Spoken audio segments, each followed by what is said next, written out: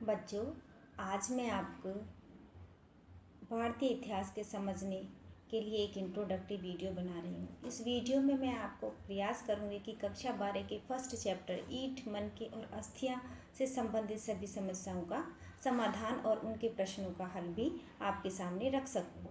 कक्षा 11 में आपने वैश्विक स्तर पर मानवीय विकास के क्रम को पढ़ा था और आपने पढ़ा कि किस तरीके से 15 लाख वर्ष से और 20 लाख वर्ष पूर्व आधुनिक मानव होमोसेपियंस के रूप में विकसित हुआ और किस तरीके से औजारों के निर्माण, शिल्पकला शैली और लेखन शैली से वह सामाजिक रूप में संगठित हुआ। सामाजिकरण की यही प्रक्रिया से नई सभ्यताओं और संस्कृति को जन्म मिला, जिनमें से आपने पढ़ा कि किस तरीके से मिस्र और मेसोपोटामिया के लोगों का जीवन और वहाँ के संगठन किस प्रकार से था आपने, और किस तरीके से रोमन साम्राज्य, ईरानी साम्राज्य और इस्लाम साम्राज्य का उदय और पतन हुआ। आपने पढ़ा कि किस तरीके से मानव पुनर्जागरण, औद्योगिक क्रांति और लोकतांत्रिक क्रांतियों के दौर से गुजरकर आज वैश्वीकरण के इस दौर तक पहुंचा है। कक्षा 12 में हम मानवीय विकास के इसी क्रम को भारतीय स्तर पर देखेंगे और हम भारतीय सभ्यता संस्कृति पर विदेशी संस्कृतियों का क्या प्रभाव पड़ा इस विषय में पढ़ेंगे। इतिहास को समझने के लिए चाहे वो वैश्विक स्तर पर हो और चाहे वो भारतीय स्तर पर, सभी को खोज और अन्वेषण सिर्फ माध्यम एक ही होता है। आज मैं आपको उन स्रोतों के विषय में जानकारी दूंगी जिन स्रोतों के माध्यम से भारतीय इतिहास को प्राचीन भारत, मध्यकालीन भारत और आधुनिक भारत की व्याख्या करने का प्रयास किया गया है और आपकी एनसीईआरटी की बुक और सिलेबस में जो है दिए गए हैं वो स्रोत। भारतीय इतिहास जानने के स्रोत आपको मैं उन स्रोतों के विषय में बताऊंगी जो आपकी एनसीईआरटी बुक ने प्रीफर की है। भारतीय इतिहास को जानने के स्रोत 3 होते हैं: पुरातात्विक स्रोत, साहित्यिक स्रोत और विदेशी विवरण। पुरातात्विक स्रोत वो स्रोत होते हैं जो वनस्पति और जीवों के अंश जो मिट्टी में दबे हुए हैं उनसे प्राप्त होते हैं। और अभिलेख चाहे वो मुद्रा पर हो, चाहे वो अशोक के अभिलेख हो, चाहे वो किसी भी मंदिर की दीवारों पर हो, कहीं पर भी पाए जा सकते हैं। उन अभिलेखों से भी हम इतिहास को समझ सकते हैं। मृद भांड जो मिट्टी के पुराने बर्तन प्राचीन काल में बनाए गए थे उपयोग के लिए, उनके अंश अभी तक प्राप्त हो रहे हैं और इस पर बहुत सारी रिसर्च चल रही है, उससे भी हम इतिहास को समझ सकते हैं। मोहरें जो व्यापारिक लेन देन और वहाँ पर वस्तु विनिमय या विनिमय प्रणाली का एक माध्यम थी। मूर्तिकला आपको बौद्ध काल से लेकर वर्तमान काल के बहुत सारे मंदिर और उस क्षेत्रों पर मिलेगी जहाँ पर मूर्तिकला का, जैसे कह लीजिए कि चोल काल में मूर्तिकला का चरम माना जाता है। चित्रकला मानव की एक ऐसी प्रक्रिया रही है कि प्रारंभ से भी आपने देखा होगा कि प्राचीन मानव किस तरीके से गुफाओं में चित्रों द्वारा अपनी भावनाओं को व्यक्त करता था और यही भावनाएं आज इतिहास का एक स्रोत बन चुकी हैं। स्तूप जो बहुत महात्मा बुद्ध के अवशेष थे उनको उस स्तूपों के रूप में रखा गया और फिर इस स्तूप ने ही भारत में मंदिर निर्माण की प्रक्रिया को प्रबल किया। भवन जो रिहायशी भवन थे, वहाँ पर जो लोग रहते थे, वो चाहे प्राचीन काल हो, मध्यकाल हो, चाहे आधुनिक काल, भवन किसी भी इतिहास को जानने का महत्वपूर्ण साधन होता है। दूसरा स्रोत है साहित्यिक स्रोत भी 2 भागों में बांटा जा सकता है: लौकिक साहित्य और धार्मिक साहित्य। लौकिक साहित्य वो साहित्य होता है जो उस क्षेत्र के लोगों, राजदरबारियों द्वारा, वैज्ञानिकों द्वारा या फिर किसी अन्य व्यक्ति द्वारा लिखा गया है। जैसे कि स्मृतियाँ में कई सारी 6 स्मृतियाँ महत्वपूर्ण मानी जाती हैं, जिसमें से मनु स्मृति, याज्ञवल्क्य स्मृति, देवल स्मृति, इसमें भारतीय समाज के हर विषय में आपको जानकारी मिलेंगी।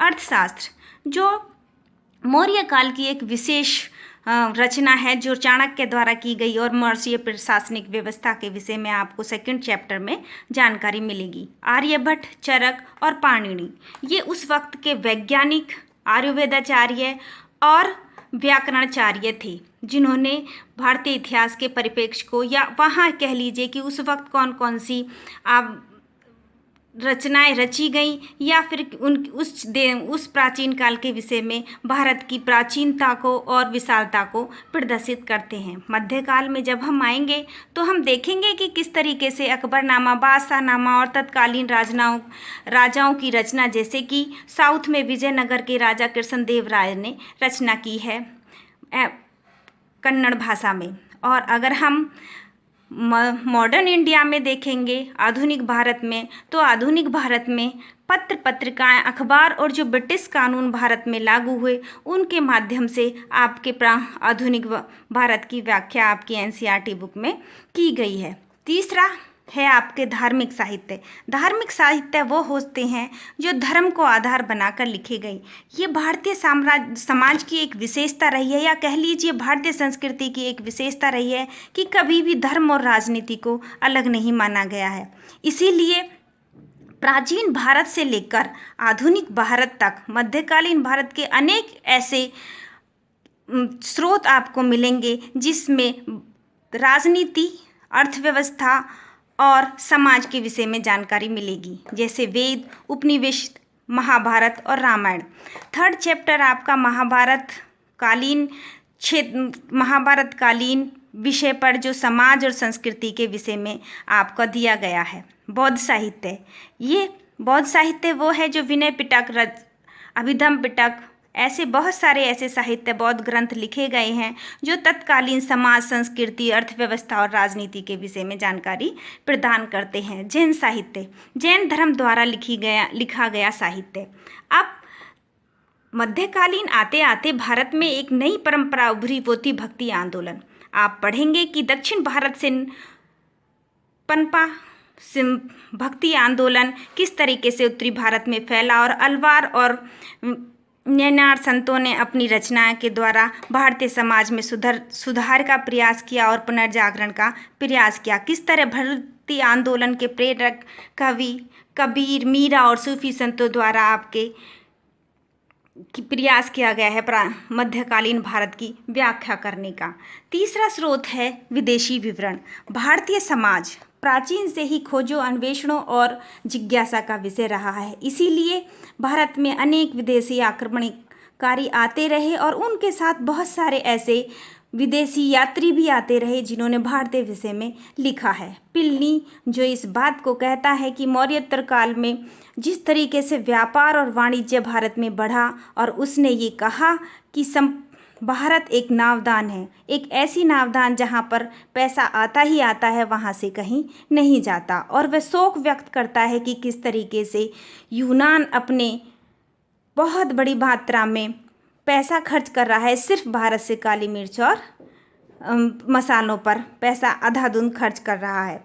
मौर्य काल में मेगास्थनीज की इंडिका मौर्य प्रशासन के बारे में आपको जानकारी प्रदान करती है। फाहियान जो गुप्त काल में आया, वो वहाँ के क्षेत्र के विषय में जानकारी, गुप्त काल के विषय में आपको जानकारी प्रदान करेंगे। हैंसांग जो गुप्त काल के पतन के बाद जो उत्तरी भारत में शक्ति उभरी हर्षवर्धन की, उसके विषय में जानकारी आपको प्रदान करता है। सेकंड चैप्टर में आपको सेकंड जो आपकी बुक दी गई है वो मध्यकालीन भारत की शुरुआत से, जहाँ पर इस्लाम का प्रवेश भारत में हो जाता है और जहाँ से महमूद गजनवी प्रथम बार 1000 ईस्वी में भारत पर आक्रमण करता है, उसी के साथ अल-बरूनी भारत आता है और वह तहकीक-ए-हिंद लिखता है। बहुत ही अच्छी जानकारी अल-बरूनी की तहकीक-ए-हिंद में मिलती है। वह मानता है कि किस तरीके से भारत में जो है अपने पर गर्व करता है, और वहाँ वह मानता है कि उससे बड़ा इस दुनिया में कोई भी पावर नहीं है और उससे बड़ा ज्ञान कहीं दुनिया में नहीं पाया जा सकता। यह भारतीयों की संकीर्णता के विषय में भी बताता है। यहाँ के धार्मिक और अस्पृश्यता के विषय में अभी भी अल-बरूनी की तहकीक-ए-हिंद से आपको जानकारी प्राप्त होगी। Bernier travel in the Mughal empire की रचना की है और ये मुग़ल एम्पायर के विषय में या मुग़ल साम्राज्य के विषय में जानकारी आपको देगा। इब्न बतूता की रहला। इब्न बतूता ने लहरहला लिखी और ये मोहम्मद तुगलक के समय में भारत आया था और इसने यहाँ के समाज और संस्कृति के विषय में जानकारी मिली है। बारबोसा जो आपके लिए एक चैप्टर दिया गया है साउथ का विजयनगर साम्राज्य और ट्रेवनियर, ये दो ऐसे यात्री हैं जो विजयनगर साम्राज्य में जिन्होंने यात्रा की और उनके विषय में आपको जानकारी प्रदान इन्हीं के माध्यम से की जाएगी। और ऐसे मध्यकालीन भारत और आधुनिक काल भारत के बीच में अनेक ऐसे विदेशी भारत आए हैं जिन्होंने भारत के विषय में जानकारी प्रदान की है। पर आपकी एनसीईआरटी की बुक ने कुछ ही इतिहासकारों को, कुछ ही यात्रियों के विषय में ज़्यादा ज्ञान दिया है, ज़्यादा जानकारी या उसको उनके विषय की जानकारी को आपकी बुक में रखा है।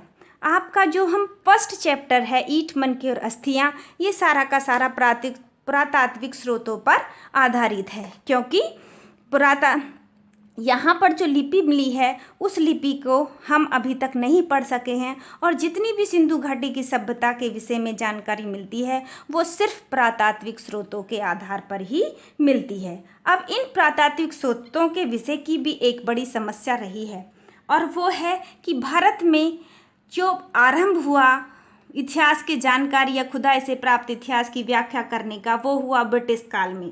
और शुरुआती दौर में ब्रिटिश काल में जो है भारतीय उस वक्त तकनीक का भी अभाव रहा और खुदाई की तकनीकी की समस्या सबसे बड़ी रही है, क्योंकि प्रारंभ में खुदाई क्षैतिज खुदाई की जाती थी। क्षैतिज खुदाई मतलब कि आप एक खड्डा करते चले जाएंगे और उस खड्डे के में जितनी भी प्राप्त आपको चीज़ें या प्राचीन वस्तुएं मिलेंगी उनकी व्याख्या करेंगे। अब इस खड्डे के होने की वजह से आपकी बहुत सारी ऐसी चीज़ें नष्ट हो जाएंगी या टूट जाएंगी या फिर क्षतिग्रस्त हो जाएंगी जो आपके लिए ऐतिहासिक परिप्रेक्ष्य से महत्वपूर्ण हो सकती है। ये बहुत बड़ी समस्या रही है कि बाद में इन क्षैतिज खुदाइयों की वजह से ही बाद में जो आधुनिक काल तक अभी रिसर्च चल रहे हैं, ASI archaeology survey of India कर रही है, वो इस क्षैतिज खुदाई की वजह से ही बहुत सारे ऐसे हमारे प्रमाण और जो पुरातात्विक साक्ष्य हैं वो नष्ट हो चुके हैं। अब इस क्षैतिज खुदाई जो आरंभ की गई थी उसके समस्या का समाधान स्तर विन्यास प्रणाली द्वारा 1944 में व्हीलर ने किया। व्हीलर ने फर्स्ट टाइम 1944 में स्तर विन्यास प्रणाली को अपनाया।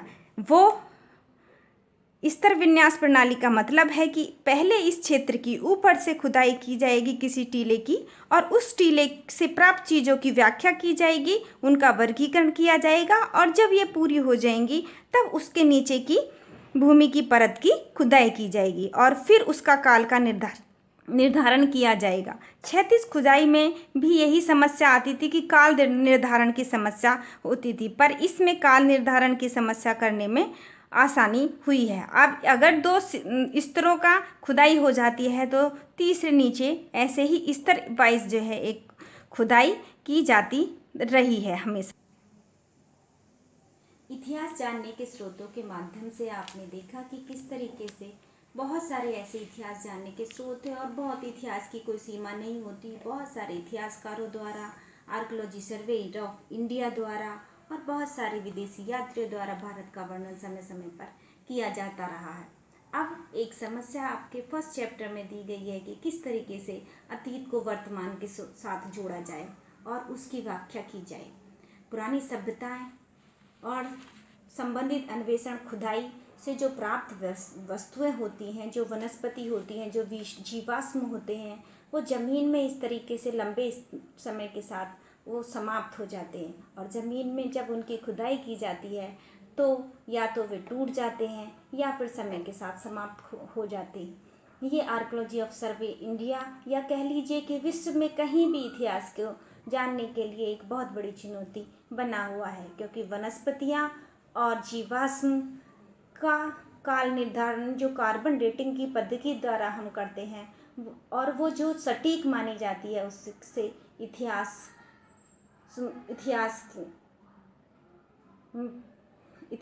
की चीज़ें नहीं मिल पाती हैं। दूसरी समस्या है कि समय समय पर हर स्तर पर, जैसे माना कि हमारे यहाँ सिंधु घाटी क्षेत्र में खुदाई हुई, तो हर समय कई सारे लोगों ने, कई इतिहासकारों ने, कई अन्वेषणकर्ताओं ने यहाँ पर खुदाई की है।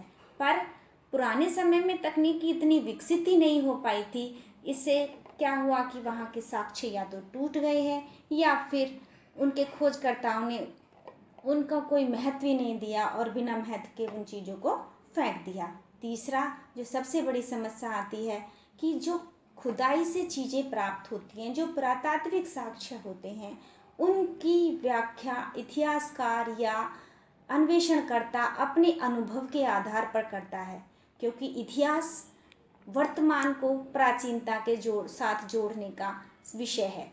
अब आप देखेंगे कि जो अनुभव है उसमें खोजकर्ता की अनुभव या व्याख्या किस तरीके से स्पष्ट, सटीक और प्रमाणिक हो सकती है, इस प्रश्न का उत्तर कोई नहीं दे सकता, क्योंकि उस समय के लोग वो किस तरीके से इस समय यूज़ कर रहे होते हैं वो जो है नहीं हम बता सकते। क्योंकि हर इतिहासकार जब कोई चीज़ प्राप्त करता है या अन्वेषण करता, खुदाई से प्राप्त चीज़ें प्राप्त करता है, तो उसके सामने वर्गीकरण करने की, क्योंकि इतिहास की व्याख्या सामाजिक, आर्थिक, धार्मिक और राजनीतिक विषयों को सामने रख के वर्गीकृत की जाती है। अब उसका वर्गीकरण किस आधार पर किया जाए, ये उसके अनुभव के विषय में या उस वक्त के अन्वेषणकर्ता पर डिपेंड करता है, और उसके बाद जो इतिहासकार उसकी आलोचना करते हैं या फिर उसका विश्लेषण करते हैं, ये उनके आधार पर निर्भर करता है। आप देखेंगे कि किस तरीके से एक ही वस्तु की अलग अलग व्याख्याएं की जा सकती हैं। जैसे कि आपको देखा होगा कि सिंधु घाटी सभ्यता में एक मूर्ति मिली है।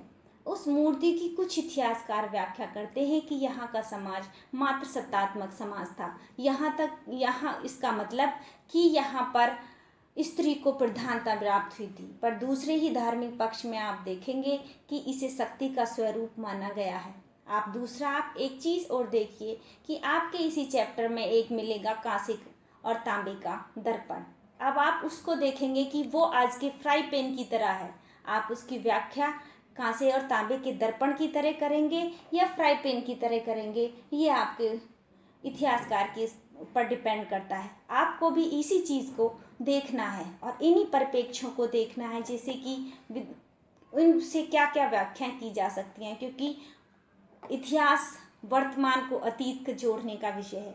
और भारतीय इतिहास के साथ एक और समस्या रही है कि भारतीय इतिहास की व्याख्या विदेशी नजरिए से की गई है, जिसमें कि भारतीय नजरिए की अनदेखी की गई, क्योंकि भारतीय पुरातत्व विभाग और सर्वेक्षण ब्रिटिश अधिकारियों द्वारा स्थापित किया गया था। 1905 में कर्जन ने भारतीय पुरातत्व विभाग की स्थापना की थी और 1921 के बाद 1905 से ही भारतीय पुरातात्विक स्रोतों के विषय में खुदाइयाँ या वहाँ से प्राप्त जानकारियाँ मिलती हैं। भारतीय इतिहास की प्रामाणिकता पर उन्होंने हमेशा ही संदेह करने का प्रयास किया है। पर जैसे जैसे भारतीय स्वतंत्रता के बाद देखा जाए तो इतिहास का एक नज़रिया बदला है, और वो नज़रिया है राष्ट्रवादी सोच का। बहुत सारी ऐसे इतिहास के विषय हैं जिन विषय में जो है मार्क्सवादी थ्योरी या सबाल्टर्न थ्योरी, जो बाद में स्वतंत्रता के बाद पनपी, उसके द्वारा इतिहास की व्याख्या की गई है। अब आप देखेंगे कि किस तरीके से साम्राज्यवादी सोच को नज़रअंदाज करते हुए राष्ट्रवादी सोच पर को बल दिया जा रहा है, और भारत में मार्क्सवादी जो आर्थिक पक्ष को देती है, आर्थिक पक्ष को प्राथमिकता देती है, और दूसरी जो सबाल्टर्न थ्योरी है वहाँ ये कोशिश की जा रही है कि भारत के उन स्रोतों को सिर्फ इतिहास राजाओं महाराजाओं तक सीमित न रहे, या युद्धों तक सीमित न रहे, या शांति समझौतों तक सीमित न रहे। उन स्रोतों का, उन युद्धों का, उन समझौतों का भारत के समाज के प्रत्येक वर्ग पर क्या क्या प्रभाव पड़ा।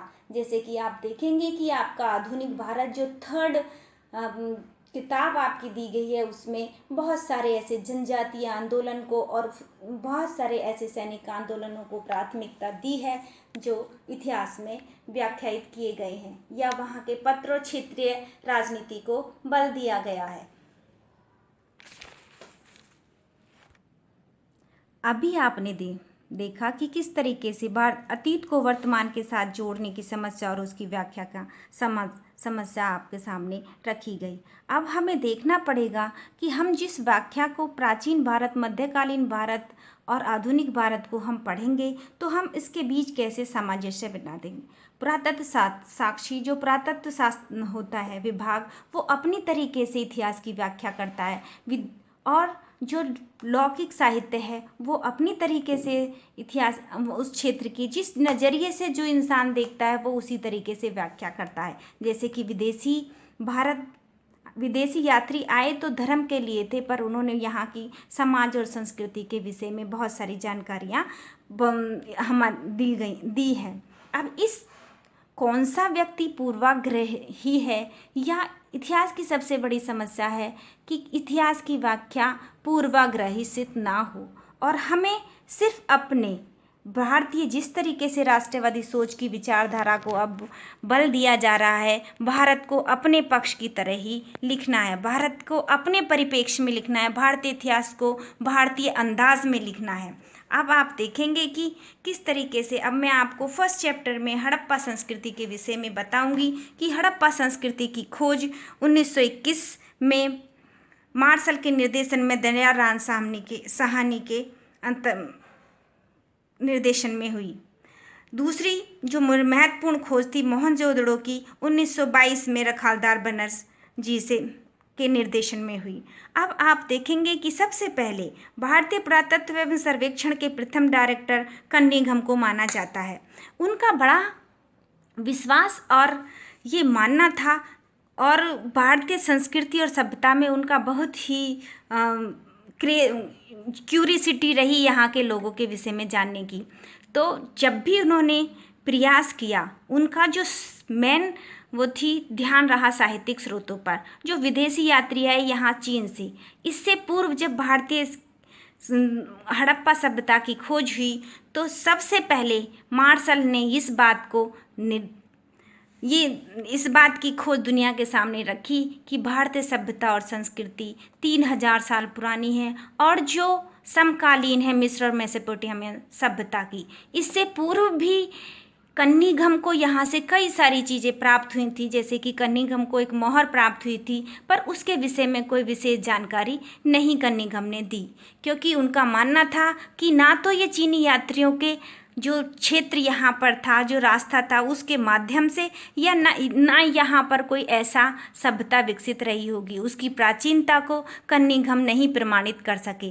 पहली बार मार्शल ने इसकी विषय में जानकारी प्रदान की, क्योंकि मार्शल को भी साहित्य के साथ साथ पुरातात्विक खोजों में बहुत ही रुचि थी, और वो यूनान और क्रीट की सभ्यता से एक अनुभव लेकर आए थे, और उन्होंने वहाँ पर भी बहुत सारी खोजें की थी। इसी खोज का परिणाम था कि 1900 में जब एक रेलवे लाइन बिछ रही थी तो 1921 में हड़प्पा की खोज हुई। क्योंकि ये पहली बार हड़प्पा की खोज हड़प्पा स्थान पर हुई, इसलिए हड़प्पा सभ्यता कहा जाता है। क्योंकि ये हड़प्पा सभ्यता सिंधु घाटी के क्षेत्र में विकसित हुई, इसलिए इसे सिंधु घाटी की सभ्यता भी कहा जाता है। क्योंकि प्रारंभिक खोज में सिंधु घाटी के क्षेत्रों में, जैसे कि हड़प्पा के क्षेत्र और बहुत सारे ऐसे, ये माना गया कि सिंधु घाटी या सिंधु नदी के किनारे पर ही ये सभ्यता विकसित हुई। धीरे धीरे बहुत सारे ऐसे अन्वेषण होते चले गए, और जो हड़प्पा सभ्यता का विस्तार है, अगर आप देखेंगे कि हड़प्पा सभ्यता के क्षेत्र विस्तार काफ़ी विस्तृत रहा है, जिसमें अफ़गानिस्तान से लेकर पाकिस्तान, भारत के गुजरात और दैमाबाद तक का क्षेत्र, और मध्य उत्तरी गंगा घाटी के क्षेत्र तक। कन्निंघम का भी यही मानना था कि भारत की प्राचीन इतिहास की प्राथमिकता प्रथम नगरीकरण उत्तरी गंगा घाटी क्षेत्र से हुआ था, पर हड़प्पा की खोज ने कन्निंघम के इस विश्वास को समाप्त कर दिया और भारत की प्राचीनता को मिस्र और मेसोपोटामिया की सभ्यता के साथ जोड़ दिया। क्योंकि पहले भी मेसोपोटामिया और मिस्र के क्षेत्र में बहुत सारे हड़प्पाई सब मोहरें मिली थी, पर उनकी प्रमाणिकता को कोई जांच नहीं पाया। अब ये माना जाता है कि कुछ लोगों का मानना ये है कि हड़प्पा सभ्यता मिस्र और मेसोपोटामिया के लोगों ने अपने आर्थिक हितों की पूर्ति के लिए भारत में आके की, पर ऐसा नहीं कहा जा सकता क्योंकि हड़प्पा से पूर्व भी हड़प्पन क्षेत्र में बहुत सारे ऐसे सभ्यताएं विकसित हो रही थी जिसमें आर्मी, कोटदीजी, ईरानी, बलूची और नाल सोथी संस्कृति जो कृषि और पशुपालन पर आधारित सभ्यता थी। इन सभ्यताओं का ये माना जाता है कि प्री हड़प्पन संस्कृति कुछ ऐसे क्षेत्र हड़प्पा संस्कृति में पाए गए हैं जिनको ये माना जा सकता है कि ये इस सिंधु और हड़प्पा सभ्यता इन्हीं संस्कृतियों की चरम परिणति है, क्योंकि ये संस्कृति पशुपालक और ग्रामीण संस्कृति थी। पर जो हड़प्पा के क्षेत्र पाए गए हैं वो अधिकांश नियोजित हैं, इसलिए ये माना जाता है कि इन आमरी, कोटदीजी, इलाची और बलूचिनाल संस्कृति की ही चरम परिणति सिंधु सभ्यता के क्षेत्र में हुई। मैं आपको यहाँ पर सिर्फ ये बताऊंगी कि सिंधु सभ्यता का किस क्षेत्र तक विकसित था। सेकंड चैप्टर में आपको मैं ये बताऊंगी कि किस तरीके से सिंधु सभ्यता की विशेषताएं और वहाँ पर एक समकालीन सभ्यता के सामाजिक और क्षेत्रों के विषय में आपको बताऊंगी। हड़प्पा सभ्यता की खोज 1921 में तब हुई जब भारत और पाकिस्तान की बंटवारा नहीं हुआ था। तब भारत का ये क्षेत्र संपूर्ण भारतवर्ष में पाकिस्तान और अफगानिस्तान का भी कुछ क्षेत्र शामिल था।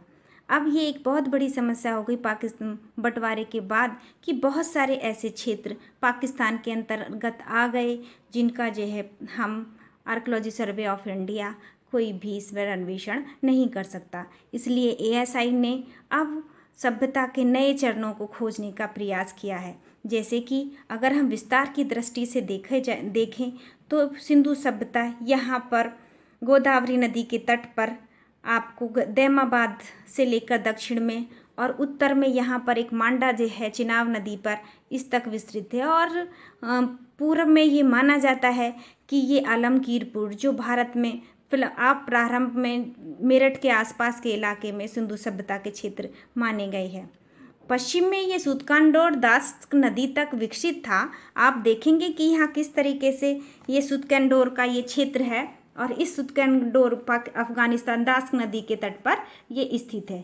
पर धीरे धीरे आप यहाँ पर कुछ ऐसे क्षेत्र भी देखेंगे जो प्री हड़प्पन सभ्यता में थे, जैसे कि कालीबंगा सब है। और यहाँ पर अब ये प्रयास किया जा रहा है कि अभी जल्दी में ही एक मेरठ के आसपास के क्षेत्र में कुछ ऐसी चीज़ें प्राप्त हुई हैं जिनको सिंधु सभ्यता के साथ जोड़ा जा रहा है। ये सभ्यता इतनी प्राचीन और यहाँ पर अब हमारा स्वतंत्रता के बाद बहुत सारे ऐसे क्षेत्र आप देखेंगे कि किस तरीके से जम्मू कश्मीर, पंजाब, हरियाणा, राजस्थान, गुजरात और महाराष्ट्र तक के क्षेत्र और यूपी के क्षेत्रों को सिंधु सभ्यता के क्षेत्र में माना जाता है। और आप इसी नज़रिए से आप जहाँ पर जो चीज़ें प्राप्त हुई हैं, जैसे कि बनावली में एक हल मिला है, कालीबंगा में जुते हुए खेत के प्रमाण मिले हैं, यहाँ पर लोथल में एक गोदीबाड़ा मिला है जो व्यापारिक संबंधों की व्याख्या करता है, धोलावीरा जो उस समय का सबसे बड़ा नगर माना जा सकता है, और ये मोहनजोदड़ो जहाँ पर सबसे बड़ा प्रमाण मिला है आर्यों के आक्रमण का। हमें इस सभ्यता के विषय में जो भी प्रमाण मिलते हैं, जो भी यहाँ पर जो खुदाई मिली है, उसी के प्रमाणों के आधार पर इस सभ्यता का हम सामाजिक, आर्थिक, धार्मिक रूप से निरीक्षण करेंगे, क्योंकि यहाँ की लिपि का हम अभी तक नहीं, द्विभाषीय लिपि कोई ऐसी नहीं मिली है जिसके माध्यम से हम इसकी व्याख्या कर सकें। इसलिए हम पुराने टाइम के उन व्याख्याओं को सिर्फ यहाँ से खुदाई के पुरातात्विक सोचों के आधार पर एकमात्र ऐसी सभ्यता है जिसको हम सिर्फ पुरातात्विक स्रोतों के माध्यम से पढ़ेंगे, और हम यहाँ देखेंगे कि किस तरीके से उसकी निरंतरता भारत के और उसके समाज और संस्कृति का प्रभाव भारतीय संस्कृति पर पड़ा है। इस विषय में भी आप इस वीडियो के माध्यम से मैंने प्रयास किया कि किस तरीके से आप भारतीय इतिहास को समझ सकते हैं और किस तरीके से जो समस्याएं प्रारंभिक रूप से आई उनके विषय में समझ सकते हैं। अब मैं आपके नेक्स्ट वीडियो में सिंधु सभ्यता और उसके क्षेत्र हड़प्पन सभ्यता के सारे क्षेत्रों के विषय और वहाँ के विषय में जानकारी नेक्स्ट वीडियो में दूंगी।